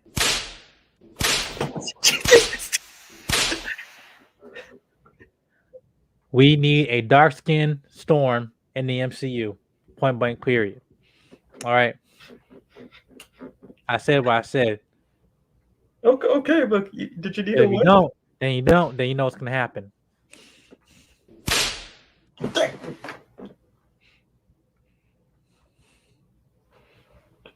See that? See why I gotta bring the whip in this, man? I mean, I ain't shit. But anyway, let's go back to program.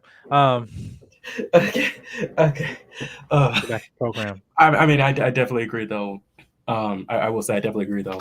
Dark-skinned woman as Storm skin. in the MCU. Mm-hmm.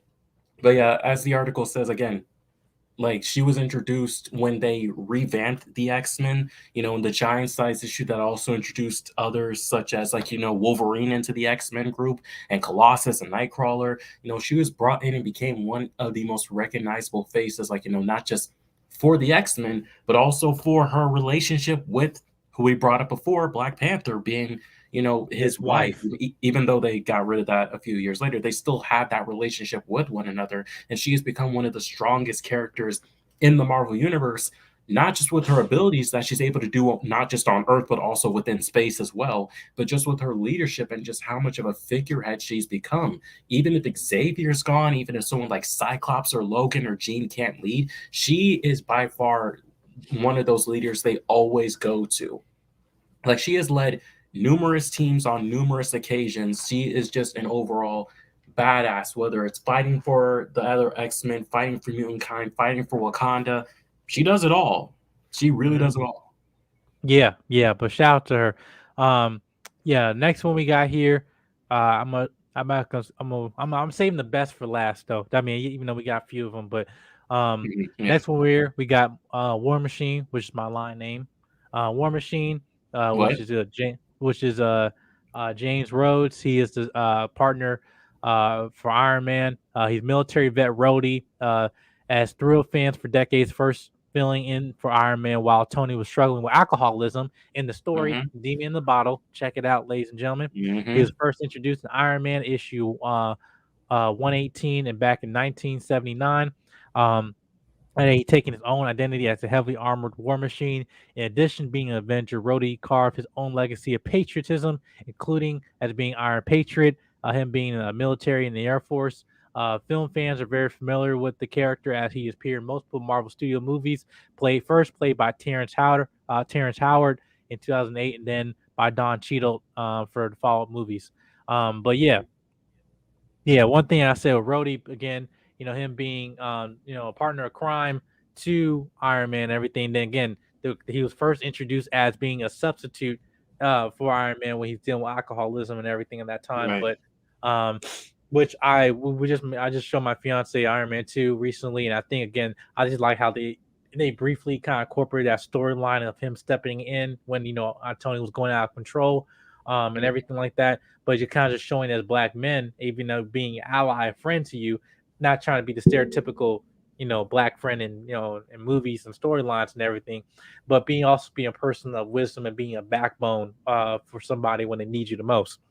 You know, Right. Like, um, you know, yeah. What's that? yeah. What's that Yeah, here? but again, like going on with that, I mean, yeah, he was like probably the first. Thinking about it, yeah, he was like the first substitute, like for Tony when Tony just couldn't be Iron Man because of his own demons. Yeah, and again, if I remember correctly, he was Iron Man for like a while actually, because like Tony was even like, you be Iron Man, and then he made his own identity as War Machine, throughout his multiple runs, like being the partner to Tony, member of the Avengers, and also another, kind of a interracial relationship with his in comic book wise at the very least, his relationship with Captain Marvel, Carol. He's had a lot going for him for the last couple of years as well. Again, Hmm. he's really made himself known as War Machine. Even though Tony made the suit for a different reason, he made War Machine his own name. Yeah, right. Shout out to Warren and shout out to Mark. I know there's a lot of them. I know there's a lot of them here. We get, we try and get through a list of it, but Yeah. we'll start. I'll start off with with this one here because he's actually one of the first black characters in DC. Um, we got Black Lightning. Hmm. Black Lightning. Black Lightning was introduced at first appearance in Black Lightning #1 in 1977, created by Tony Isabella. Jefferson Pierce is a DC hero known as Black Lightning, was a high school principal, a black man as a principal. Think about that. Let that sink in. Who used his Hmm. powers to clean up Suicide Slum and the distinction of being DC's first hero of color to star in a solo series, right? Despite starring um, in only two short-lived comic series, Pierce has been mainstay in the DC universe, serving both as a member of the Outsiders of Justice League and his importance as the first Black solo star that has solidified a place in history for this hero. Right now, Black Lightning had a show that came out was on CW, last I think about 4 or 5 seasons. Uh, Uh, 3 seasons, I think. yeah, but Yeah. he uh, I thought it was very, very good show though, but performances was Hmm. really good. But again, Black Lightning was one of the first introduced characters, into DC Comics and everything. So I didn't want to leave him out there. Yeah. Um, And he was also on Young Justice as well. mhm. Mm.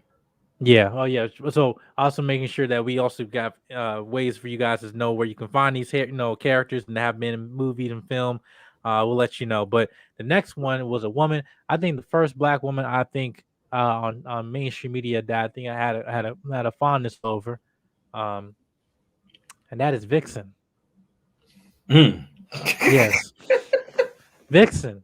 Man, y'all listen. Shame on DC. Justice League Unlimited. That's the. I'm not gonna lie. That was the first black couple I saw on I think on mainstream television, like in cartoons. Oh Was yeah, Vixen and was John Green Lantern Stewart. was John Stewart, Green Lantern, which we'll get into, and then and Vixen. Especially supporting the Jada Pickett or Nia Long haircut at the time. It really was Nia Long. Let's be frank. Um, Yeah. but no. Yeah, on Justice League Unlimited, and then also as well in the Arrowverse, she had like a 2 season like animated series in the CW universe as well, and made some appearances as well, live action wise. Yeah.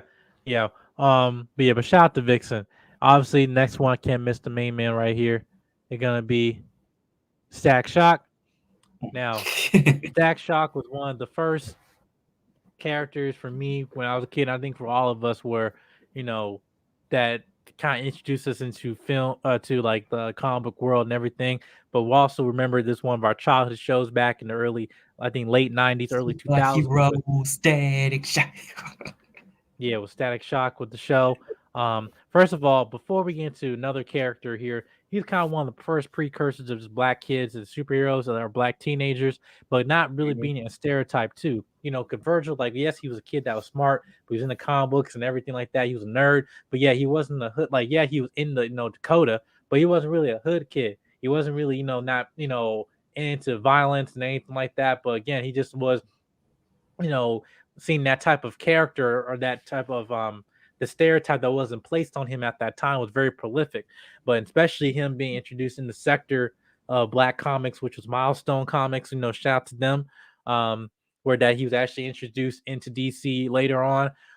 But yeah, I just saying I Mhm. felt like a lot of us, for a lot of kids, black kids, we really won't give a lot of respect to his property as much as we had for based our love of comic books and everything like that, which we've been waiting for almost 20 years for them to make a movie and everything. We've seen him on shows, not only in his own series, but they brought him back on Young Justice as well, Mhm. and everything. But hopefully we could see him live action. They said they had a movie in development, and we'll see when that comes out. That's been in development for like a long time, so we'll see. I mean, I hope, but it's been in development for a long time. But yeah, again, he was in Justice League Outsiders, more famously in his own show that was connected to the DC animated universe with Batman, Justice League, Superman, and all of them. Um, Again, one of the most popular like teen heroes, and also one of the most popular like black teen heroes as well. Show wise. And again, his comic just came back for like the first time in a very long time as Mhm. well. So again, hopefully we see him on the big screen at some point soon. Yeah, only praying for that. But uh I'm gonna skip one of the big guy here. Big one here, John Stewart, Green Mhm. Lantern. John Stewart Green Lantern. He's the second Earth Green Lantern. He was introduced in Green Lantern issue 87, 1972, created by Des O'Neill and Neil Adams. Um, but for many, John Stewart is the definitive Green Lantern. Um, After all, it was Stewart that starred in the mega popular series Justice League animated series from 2001 to 2004. And the comic, Stewart first appeared as a replacement for Hal Jordan when it was time to create a new Green Lantern. The creators um, wanted to represent the planet Earth with greater diversity in previous stories, resulting in a character that endured ever since. There are rumblings that Stewart will appear in a new DC, which would have been recently announced that he's beginning his series um, called Lanterns with him and Hal Jordan on HBO Max with the whole new James Gunn era of it all. Yeah, shout out to Party Lyman in the building. Thank you for stopping by.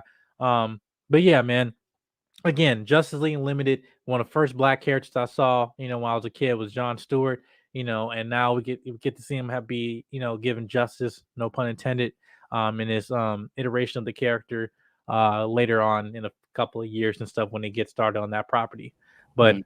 And um party line, no, we didn't skip past Static Shock. We literally talked about him like right before John. right before you did.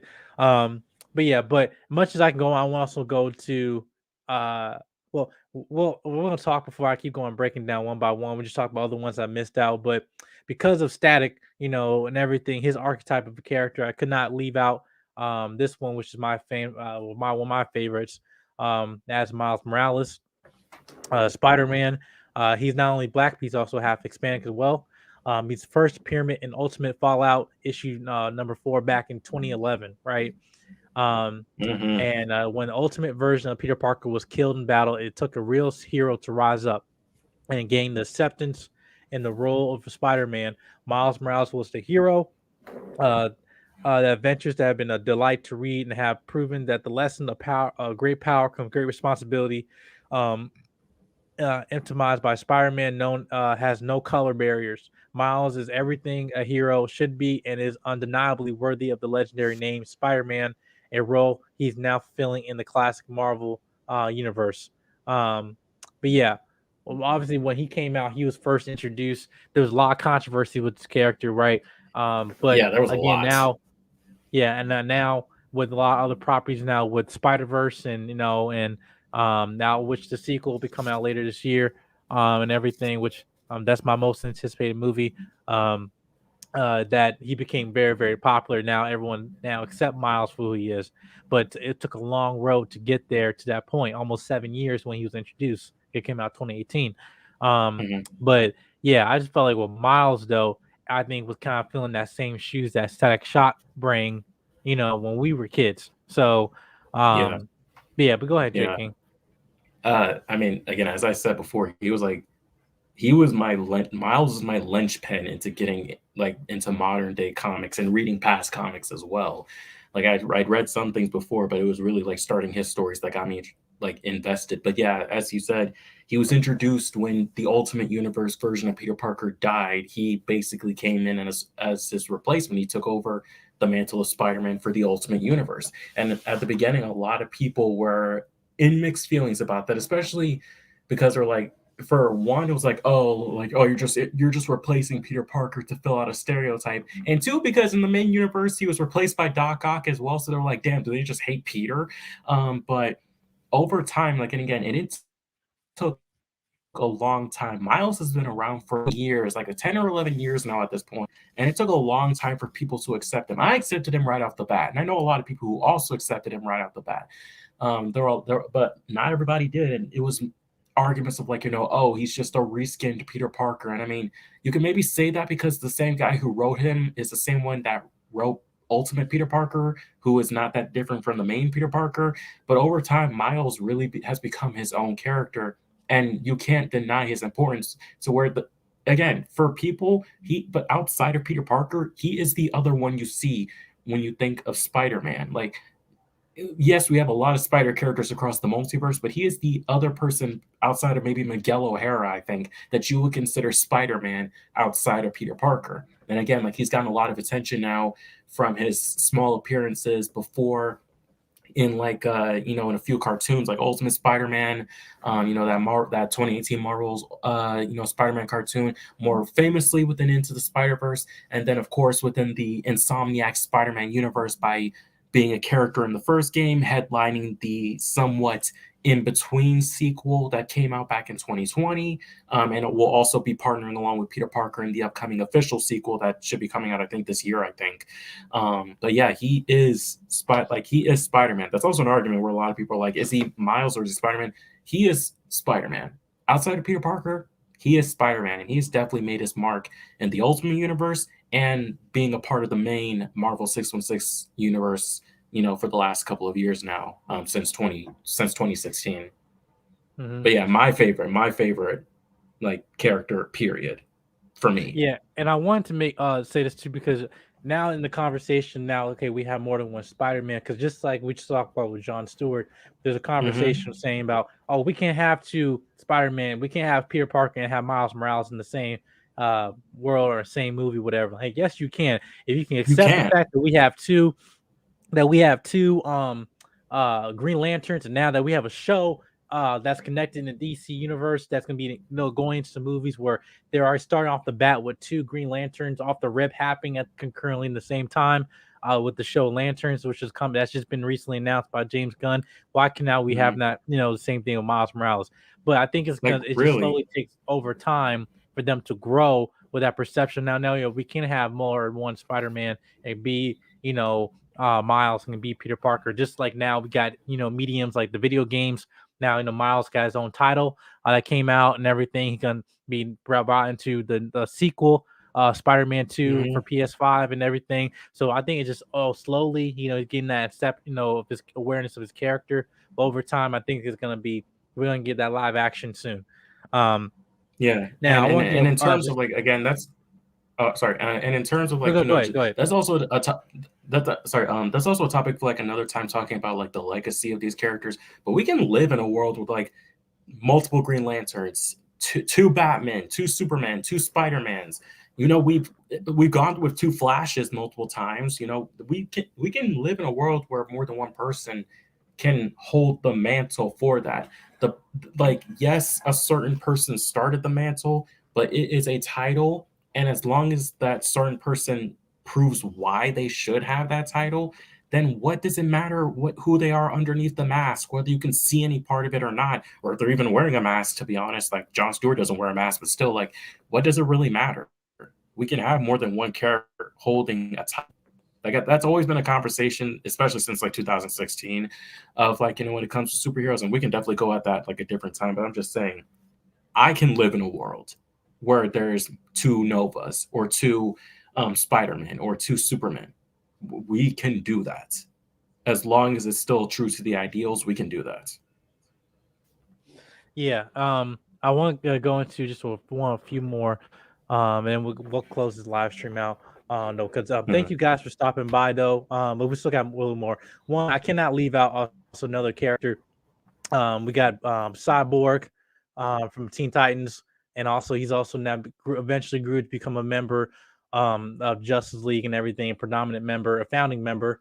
But yeah, Cyborg, he was introduced first, and DC Comics presents an issue uh, 26 in the 1980s, which he was a Victor Stone football player who then got to accident. First, originally became a member of Teen Titans and everything, but now he also became a founding member of the Justice League. He's the more humanoid cyborg, but became a more pivotal tech hero for DC Universe and everything, and now almost become a staple in the Justice League. So obviously, our first introduction with him was in Teen Titans. And that, you know, him in that show that came out on Cartoon Network many years ago. But again, Mhm. those few characters to me just kind of set the foundation and just about more awareness of those characters, and just again my attachment to Cyborg and making sure they got him right. And yes, we got him in Right. Justice League. Both in the Whedon and Snyder, preferably with the Snyder. Gave him more fleshed out Mhm. storyline and everything. But Yeah. hopefully the We new also James had Gunn. him. What, say Yeah. again? Sorry. But yeah, as you're saying, like, you know, we've had like just saying like, you know, where he's been like, you know, yeah, we saw him in Teen Titans, we saw him in, you know, both versions of the Justice League. We also saw him in Young Justice, you know, brought into Young Justice around Outsiders. We've seen him as well in Doom Patrol, as well. Like again, he's been around, like, you know, mainly originally a member of the Teen Titans, and then New 52 was also an original member of the Justice League, whatever continuity you want to go with it. But yeah, you can't deny his importance, really. Yeah, I think it's just for speaking for a lot of people there. That's what, um, yeah, he was really a staple for. But I want to highlight Marcus' comment right here. He said, I have no problem with it being more than variants or another person carrying the alter ego. However, if it starts with Peter Parker, it should end with Peter Parker, the same with T'Challa, Luke Cage, or Cyborg. I'm like, yeah, no, I agree. I mean, saying that, you know, we have pivotal characters though, but saying that we just can't have happen to them at the same time, I'm just like, just to forsake, you know, story. Like, listen, I want to see different variations of him, and I think we're going to soon get that too. Um, And and at the same time, and at the same time, continuing with that, it's like, you know, yeah, a certain character may go on for a certain point, and like, you know, even with a sliding time scale of comics, characters will eventually have to die at points. But I think storylines like, you know, alternate universes or even future timelines like the 2099 universe or the Batman Beyond, like, you know, DC universe can prove that, yeah, these characters may go on for a certain point in time, but that legacy can live on way past them. yeah, right. And and I think lastly I want to end off with one character here, which I think this character, regardless of anybody said, in terms of film and media, this man started the Marvel universe in film. And that man is Blade. Blade. The Daywalker has returned. Right. Blade is a half human, half vampire hunter, and in the Marvel universe and everything, he was first introduced in 1973 in the Doom of Dracula, not Blackula, Dracula. Nope. Um, yeah, he basically his current explosion of the comic book film actually began in 1998, which is when I was born. With Blade, Marvel's vampire hunter, played on screen by Wesley Snipes. He introduced in comics as a modern day take on Van Helsing. During his birth, Blade's mother was turned to a vampire, cursing Blade to be half human and half undead. The story of the existing in two worlds was a symbol of racial tension of the time, you know, and Blade became one of the most popular supporting characters to appear in vastly influential the Tomb of Dracula series before going on to star in his own solo comic book series. Um, the original film Blade Hollywood showed Hollywood that the world that was money to be made in superheroes beyond just Superman and Batman. It was one of the first R-rated superhero movies, comic book based success since 18 years before Deadpool came out. Right. Yeah, and then the So Daywalker will be returning in the MCU. He made a voice cameo in Eternals, but will have his film eventually starring, and as Marcus used to say, Mahershala Ali. yes. So Yeah. again, I just want to say with Blade though, 'cause I know we're beginning his film soon, but again, like Hmm. he was one of the first films that came out when I was born. This film came out when I was born, '98. But before the X-Men, before Spider-Man, it was Blade, which now I don't think really the comic book industry kind of give this film a lot of respect it deserved. Yes, we Yeah, had Blade sadly. Trinity and everything like that, but this film, what kind of started the Marvel universe of films, um, before going away from the whole trope of Superman and Batman and everything. So I just thought Hmm. that was just really they have this as being for a black man to start this, the Marvel Studios, or not Marvel Studios, but just terms of a property being film.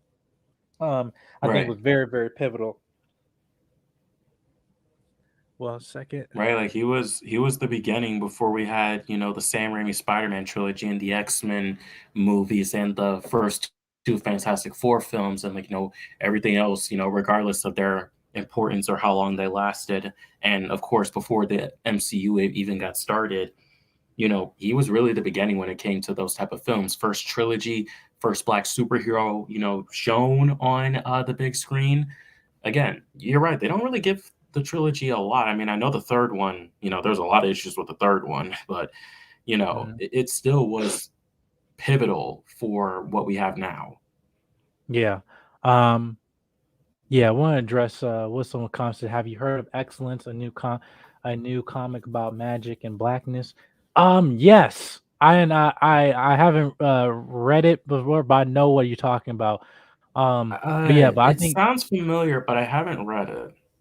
yeah, yeah, I think it's a yeah, I know I haven't really not even like reading that or anything like that, but I know what you're talking about. I heard something about just like new comic properties like that coming up. But uh but yeah, but this will also gonna go to there's been a lot more characters that have been introduced recently now that they're making more derivatives of like more black characters coming out more than ever. Like we have for example, Val Sod, Superman, and or Calvin Ellis, Superman, a black who's the president of the United States. You have Monica Rambeau, Photon, or new Captain Marvel. You have there's a show that came out recently that was called CW about Black Girl. What's the name? I'm talking like I Uh, can't see. oh, oh yeah, that was Batwoman, where they basically introduced, like, show-wise introduced well, it was season 2 and season 3, because season 1 they had the original, then season 2, you know, there was complications, but season 2 they introduced the first like black Batwoman, and even in the comics No, no, they no, no, had no, no. It's not. It's not that. It was another show. It was on. It got canceled. another show. Of a black girl. Oh, oh, oh, oh! I know what you mean. I know what you mean. You know what I'm talking about? It's one. It's her Naomi. Naomi. That's what. Yeah, Naomi, who was created by Bendis, who also created Miles. Yeah, that was Naomi. That was another show of black girl. Black girl magic and all that stuff. So but yeah, but that I know we'll address this. We just got someone in the back here. We got Marcus in the building. Go on, Marcus. Marcus, can you hear me? Okay, hold on. So I'm gonna put you. Give me a sec. All right, okay. I'll put you in the back until you come back up. All right. But yeah, but I know we can mention all the few characters I didn't miss. Like for example, we had Mr. Terrific, you know, who is like the one of the smartest people in DC Comics. He was also the one. He was the dude that was running the Watchtower in the Justly animated show and everything. He did appear Hmm. in Arrow for a bit and stuff like that. But shout out to him with his character. This is his character right Hmm. here, Mr. Terrific, Yeah, yeah. We one of the also, smartest men alive in yeah, DC Comics. Then you also had was another, I'm trying to get a black woman here. Um, you got Misty. Was it Misty Knight? Yep, yeah, Misty. Misty Knight, who was in Luke Cage. She had bionic arm and everything. But she's also part of the Iron Fist and Luke Cage series as well. Um, I think I'm missing. If I'm missing somebody else here, uh, yeah, we got Firestorm. Yeah, Um, the Jax version of Firestorm. Also Steel. Yeah, we had Steel, which is like one of the black during the black reign of like the death of Superman and everything, the reign of Superman and stuff. With Steel, which we had a film by Shaq many years ago, that played him, which everyone will forget about that. It's Yeah, Hammer time. and then he came, and then recently he's made a return in Superman and Lois. He's been there for the first two seasons, and most likely will be back for season 3 as well. That character was there as well. But yeah, one of the for replacement Superman during the reign of Superman in the comics. Alongside Superboy, Superman, Cyborg, Superman, and all them. Yeah, so now this was amazing. Character that they introduced and stuff. But I also show you guys was it called the is Death of Superman and the Reign Reign of of the Superman Superman. Anime show. You can guys I will check that out. Yeah, Good the with this movie. character. But yeah, I'm gonna bring up Marcus in the building. Hey Marcus, how you doing, man? Let me change my persona to Rojak. What's up, That's Jedi? right. What's up, How you doing? JK? No, man, I just want to say I appreciate. Shout out the great stream you guys are doing. Happy Black History Month. Uh, Hmm. all the forefathers and all the people, the women, men and women who aren't here anymore, that gave their lives and put up the revolution for an evolution. Um, and I'm glad you're able to name some. A lot of these characters, and not most of these characters, are usually some of my favorites. Because they're the first of their individuality, their difference in who they are.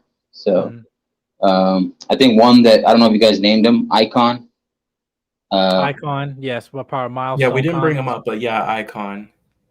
Icon was one of my favorites too, especially all the powers and abilities he has. Obviously, Mr. Terrific, which is one of the main mega. He's actually one of the top Justice League members as far as power level and what he can Intel. do.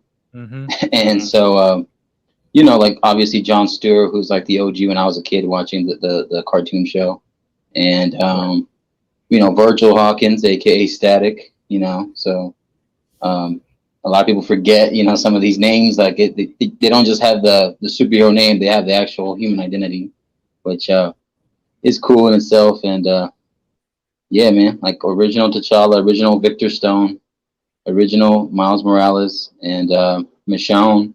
Anybody who was I was probably one of the biggest Walking Dead fans, and since the beginning and inception of it back in 2010, when it was just like it started off as a 6-episode series for the first season. And then when it came back, they did 13 episodes, and it wasn't until the 13th they did 16 episodes, and that's when she came in, Michonne. She technically popped up at the end of the second season in a dark silhouette with the chain walkers with no arms and limbs and mouth and teeth, and it was obviously her brother and her husband. Um, and Michonne was actually one of my favorite characters in that show, especially when she came in, one of the only ones wielding a katana. So that was cool in itself. And then obviously T'Challa himself, especially when I saw him come up in the animated movies and animated series, in the comics clearly.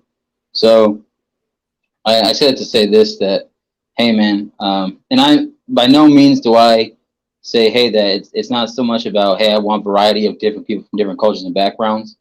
However, if it starts with T'Challa donning the Black Panther, I want it to end with T'Challa donning the Black Panther. Same with Peter Parker. Same with I know Miles Morales is, but because Peter Parker is the original Spider-Man, it starts with him. It should end with him. Just like the original Falcon, it was always Sam Wilson. And I could keep going on and on and on. But yeah, man. Other than that, great part, great history lessons. For anybody who's a beginner, Comics 101. This is one of those channels that clearly Jedi Mike helps and delivers. So I just want to say I appreciate what you do, young Jedi. You're a man who's accomplished your things, and you're going to keep accomplishing more as you go in life. Jay King, you as well. I know we're all states apart individually, so hopefully one day we'll all meet up one day and we'll share our stories and we'll we got big things coming for both you guys. So as long as you guys keep your nose clean, keep doing the great work, keep finding the good fight, a hero's work never ends. That's the saying, right? So that's it, man. Other than that, great show. I know you guys are gonna close out soon. Other than that, The Last of Us, still one of the best shows I've seen in a long time. And that's because like some of the shows have either already ended or maybe they didn't end so good. Other series, not even just basing it off video games, just in general. And it's off to a great start, and you can't go wrong with these actors so far that they have in the show because they're all well known. For the most part, at least I think. Yeah, and another sigh of relief, the fact that it's a video game series, and most video game series or movies kind of tend to bust or fail. So if anybody remembers Street Fighter in the 90s, that was horrible. That was horrible. Yeah. And don't get me started on how Resident Evil and Silent Hill went, because that could have gone better. Oh, Jesus Christ. Yeah, Don't right. bring that up. Don't bring that up. Yeah, no, I feel you, man. But no, I appreciate your words, man. But and also I like when your comments on with just terms of your what disagreements on with the show for Last of Us and everything. Because again, like I wanted to also hear the other perspective too. And I think also that discussion might be new things we can just take out of it because I'm not saying which the points that you made were not valid because that was what a lot of people were sharing what you were feeling. So I was just like loving your perspective when you were adding to that, man. Well, I appreciate that, man. Like I said, that doesn't mean that I don't like to have a variety of differences. It's a good story. Don't get me wrong. A good movie is a good movie, regardless. That makes your money's worth. All right. I don't want to go to a movie theater, pay full price, and end up getting a 2 out of 10 movie.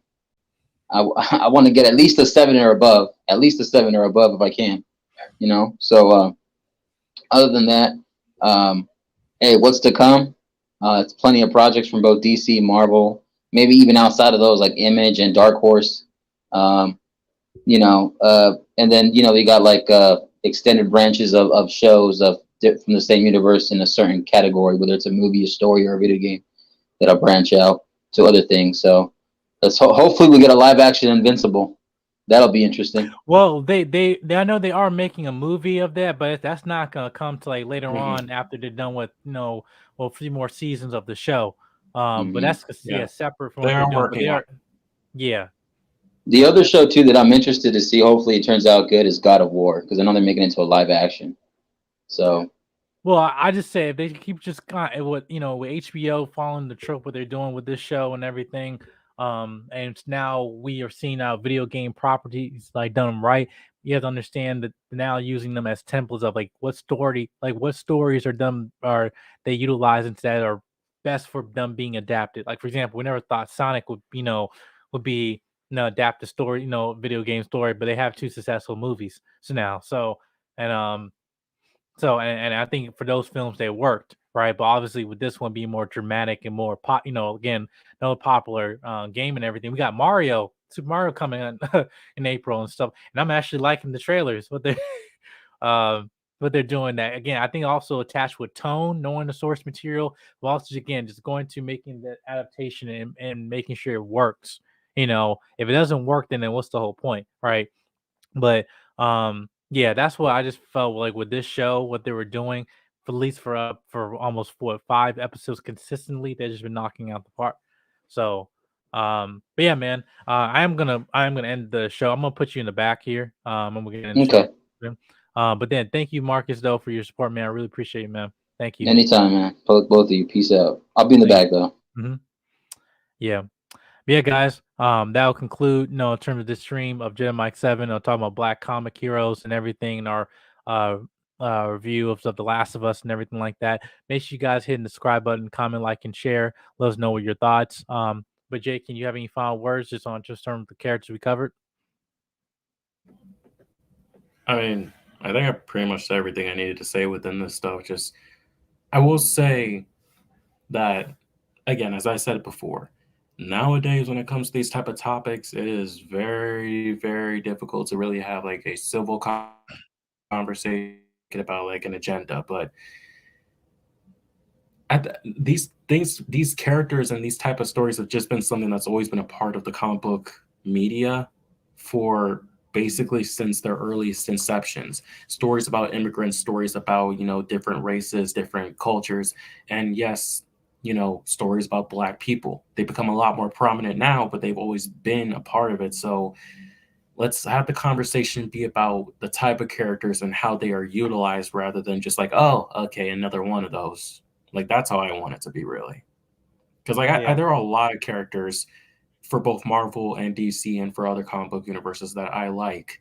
Like, I like a character regardless of their race, but a lot of my favorite characters, I will say, do come from, ones that look like me. So let's have the conversation be about who they are as a person rather than just, the color of their skin. Yeah. Yeah, I'll just kind of leave off with that, man. But yeah, guys, make sure you guys hit the notification bell, be up to date on upcoming streams and videos we have coming on this channel and everything. I'm Jedimike7. This is Jay King. And thank you guys. Hope you have a good Super Bowl Sunday. Go Eagles. All right. Peace, y'all. Is there anything you want the fans to know or any last thing you want to say to them before we get to see this series tonight? This is where the fun begins.